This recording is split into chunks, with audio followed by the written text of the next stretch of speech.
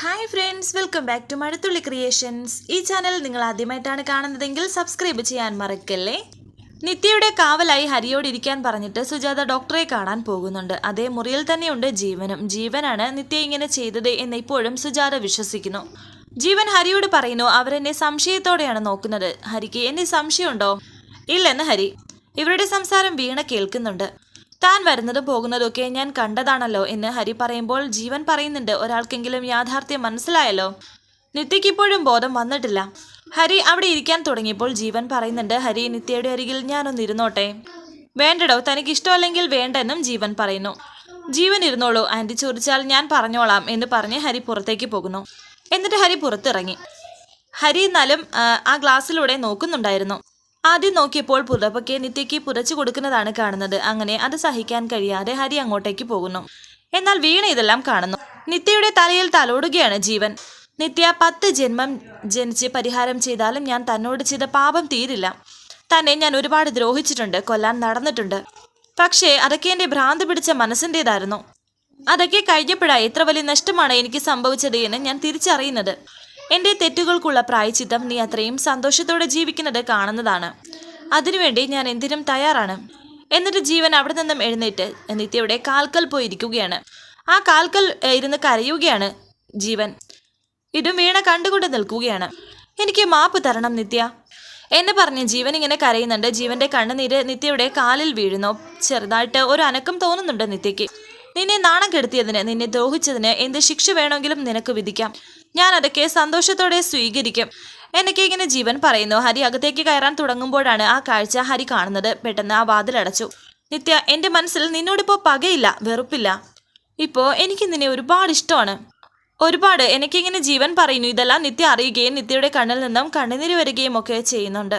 ഇപ്പോഴും നിത്യ കണ്ണടച്ച് കിടക്കുകയാണ്. വളരെ ടെൻഷനോടെയാണ് ഹരി ഇത് കാണുന്നത്.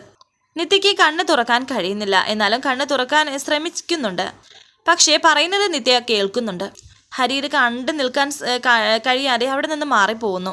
വീണ വിചാരിക്കുന്നുണ്ട്, എന്തൊക്കെയാ ഇവൻ കാണിച്ചു കൂടുന്നത്? അവസരം ഒത്തുവന്നാൽ ഇവൻ അവളെ കൊല്ലും, അത് ഉറപ്പാ. തുടർന്ന് അമ്മാവന്റെ അരികിലേക്ക് ഹരി വരുന്നു.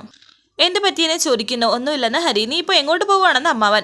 ഞാൻ പോവുകയാണെന്ന് ഹരി പറയുമ്പോൾ, ഞാൻ നിന്നോട് പറഞ്ഞത് മറന്നുപോയെന്ന് അമ്മാവൻ ചോദിക്കുന്നു. ഹരി പറയുന്നു, അമ്മാവൻ പറഞ്ഞത് ഞാൻ മറന്നിട്ടില്ല, കൺമുന്നിൽ കണ്ടത് മറക്കാനും കഴിയില്ല, അതുകൊണ്ടാണ് ഞാൻ പോകുന്നത് എന്ന് പറഞ്ഞ് ദേഷ്യത്തോടെ ഹരി അവിടെ നിന്ന് പോകുന്നു.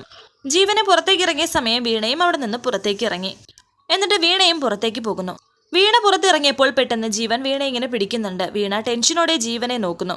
വീണയുടെ കയ്യിൽ പിടിച്ച് ജീവൻ അങ്ങോട്ടേക്ക് കൊണ്ടുപോകുന്നു. എന്നാക്കി നടക്കടി എന്ന് പറഞ്ഞ് അങ്ങോട്ടേക്ക് കൊണ്ടുപോവുകയാണ്. വളരെ ദേഷ്യത്തോടെ ജീവൻ വീണയുടെ മുന്നിൽ നിൽക്കുന്നു.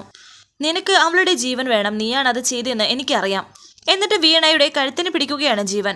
നിത്യയുടെ ജീവനും ശ്വാസവും എനിക്ക് മാത്രം അവകാശപ്പെട്ടതാ, അത് വേറെ ആർക്കും ഞാൻ തരില്ല. അതിപ്പോൾ സ്നേഹിക്കുന്നവർക്കായാലും എതിർക്കുന്നവർക്കായാലും. എനിക്ക് ചുറ്റുമുള്ളവരെ എപ്പോൾ ചാകണമെന്ന് തീരുമാനിക്കുന്നത് ഞാനാണ്, നീയല്ല. ഇനി ഇതുപോലെ ഒരു സംഭവം നിന്റെ മനസ്സിൽ വന്നാൽ അതേ സമയമായിരിക്കും നിന്റെ മരണവും, കേട്ടോടെ എന്ന് പറഞ്ഞിട്ട് വീണയെ വിടുന്നു. വാണിംഗായിട്ട് തന്നെയാണ് ജീവൻ വീണയോട് അത് പറയുന്നത്.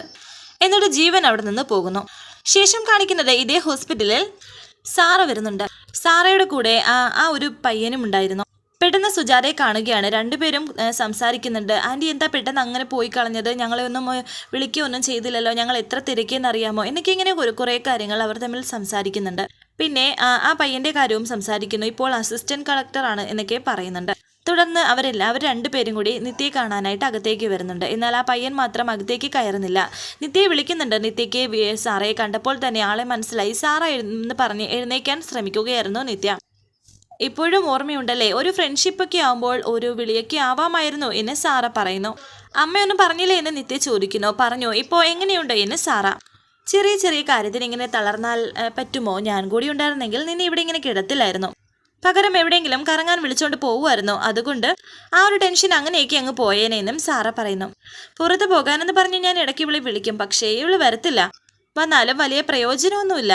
ആരൊപ്പം നടന്നാലും പറയാനുള്ള കാര്യം ഇതൊക്കെയാണല്ലോ. നിങ്ങൾ സംസാരിക്കുകയും ഞാൻ ഇപ്പോൾ വരാം എന്ന് പറഞ്ഞിട്ട് സുജാത എവിടെ നിന്ന് പോകുന്നു. സാറ നിത്യയുടെ അരികിലിരിക്കുന്നുണ്ട്. മനു ഉണ്ട് കൂടെ. ആ പയ്യന്റെ പേര് മനു എന്നായിരുന്നു, മറന്നുപോയി. നിങ്ങൾ ഒറ്റയ്ക്കാണോ വന്നത് എന്ന് ചോദിക്കുമ്പോൾ, ഇല്ല, പുറത്ത് മനു ഉണ്ടെന്ന് പറയുന്നുണ്ട് സാറ. അവനിപ്പോൾ അസിസ്റ്റന്റ് കളക്ടറാണ്.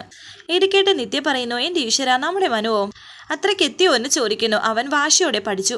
ഞാൻ ആൻറ്റിയോട് പറയുമായിരുന്നു, ഒരേ ഒരാൾ കാരണം എത്ര പേരാണ് കരയുന്നത്. ജീവൻ ഇനി ഒരിക്കലും തിരിച്ചു വരാതിരിക്കട്ടെ എന്ന് സാറ പറയുന്നുണ്ട്. ജീവൻ തിരിച്ചു വന്ന കാര്യം സാറ അറിഞ്ഞിട്ടില്ല. ജീവൻ ഞങ്ങളുടെ കൂടെയുണ്ടെന്ന് നിത്യ പറയുമ്പോൾ ഞെട്ടലോടെ സാറ നിത്യയെ നോക്കുന്നു. നിങ്ങളുടെ കൂടെയോ എന്ന് സാറ ചോദിക്കുമ്പോൾ അതെ, കുറെ നാള് സുഖമില്ലാതെ കിടക്കായിരുന്നു. അമ്മയാണ് ആദ്യം കണ്ടത്, പിന്നെ സുഖമായപ്പോൾ വീട്ടിലേക്ക് വന്നു എന്നൊക്കെ പറയുന്നു. എന്തൊക്കെയാണ് ഈ പറയുന്നത്? ജീവനിൽ നിന്ന് രക്ഷപ്പെടാനല്ലേ നിങ്ങൾ ഇവിടേക്ക് വന്നത്? എന്നിട്ട് വീണ്ടും എന്നൊക്കെ ഇങ്ങനെ സാറ ചോദിക്കുമ്പോൾ പഴയ ജീവനല്ല, അസുഖവും കിടപ്പും ഒക്കെ ജീവൻ മാറ്റിയിട്ടുണ്ട്. ജീവൻ ഇപ്പോൾ നല്ലൊരു മനുഷ്യനാണ്. എല്ലാവരെയും സ്നേഹിക്കാൻ അറിയാം, എന്നും പൊറുക്കാൻ എന്നൊക്കെ നിത്യ പറയുമ്പോൾ അത് വിശ്വസിക്കാൻ കഴിയാതെ നിൽക്കുകയാണ് സാറ. വരാനിരിക്കുന്ന പുതുപുത്തൻ എപ്പിസോഡുമായി വീണ്ടും കാണാം. Thank you for watching. Please subscribe, like, share my channel.